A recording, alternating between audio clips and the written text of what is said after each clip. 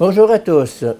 Je continue à vous partager des extraits du livre du cardinal Ratzinger, Foi chrétienne, hier et aujourd'hui. La foi comme symbole.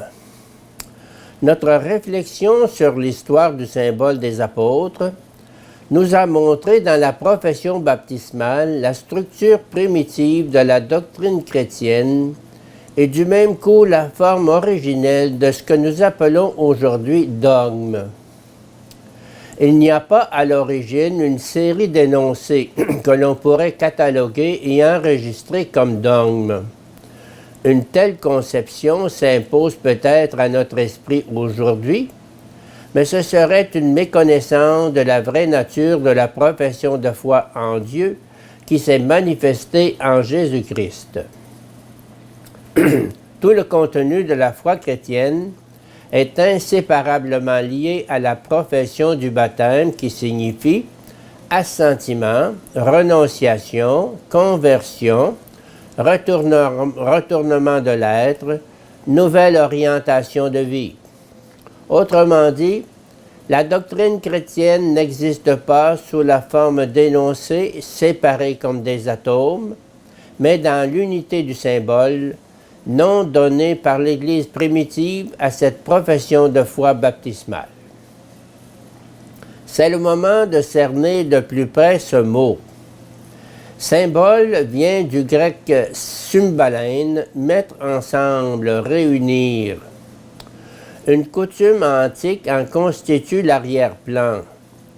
Deux parties adaptables d'un anneau, d'un bâton ou d'une tablette comptaient comme signe de reconnaissance pour des hôtes, des messagers ou des partenaires d'un traité. Le fait d'être en possession du morceau correspondant donnait droit à un certain objet ou simplement à l'hospitalité. Le symbole est un élément qui renvoie à un autre élément destiné à le compléter pour créer ainsi une connaissance et une unité réciproque. Il est expression et moyen d'unité. Ainsi, la désignation de la confession de foi comme symbole indique profondément sa vraie nature, car tel est le sens des formulations dogmatiques de la primitive Église, permettre une confession commune de Dieu, une adoration commune. Comme tel, le symbole renvoie à l'autre, à l'unité de l'esprit dans l'unité de la parole. De ce point de vue, selon la juste remarque de Karl Rahner, le dogme ou le symbole implique toujours une détermination de la terminologie, qui, sous l'angle de la pensée, aurait pu être différente, mais qui, en tant que formulation, a son sens bien précis, créer la communion dans l'expression de la foi. Le dogme n'est pas un énoncé isolé qui aurait sa raison d'être pour soi et en soi.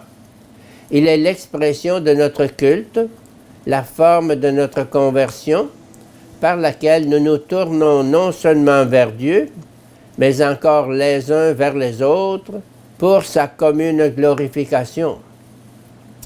C'est dans ce contexte qu'il faut situer la doctrine chrétienne. Il serait intéressant d'établir, en partant de là, une histoire des formes de la doctrine de l'Église depuis le dialogue baptismal, en passant par le nous conciliaire, jusqu'à l'anathème, à la confession réformée, et finalement au dogme, en tant qu'énoncé particulier. On mettrait ainsi en lumière la problématique et les divers degrés de prise de conscience impliqués dans les expressions que la foi sait forger. De tout cela, il ressort que chaque homme ne détient la foi que comme symbole, comme une pièce incomplète et brisée, qui ne saurait trouver son unité et son intégralité qu'en s'unissant aux autres. Pour réaliser le symbalène, l'union avec Dieu, il faut nécessairement passer par le symbalène, l'union avec les autres hommes. La foi demande l'unité. Elle appelle les frères dans la foi. Elle est essentiellement orientée vers l'Église. L'Église n'est pas une institution secondaire formée à partir d'idées sans rapport avec elle, tout au plus un mal nécessaire. L'Église est partie intégrante de la foi, dont le sens est la confession commune et l'adoration commune. Cette découverte nous ouvre encore un horizon nouveau. L'Église, dans sa totalité, ne détient elle aussi la foi que comme cymbalone, comme une moitié brisée, qui n'est vérité que par sa relation à l'infini, à ce qui est tout autre, et à quoi elle vise au-delà d'elle-même. La foi ne peut s'approcher de Dieu qu'à travers cette brisure infinie du symbole, à travers ce dépassement perpétuel de l'homme.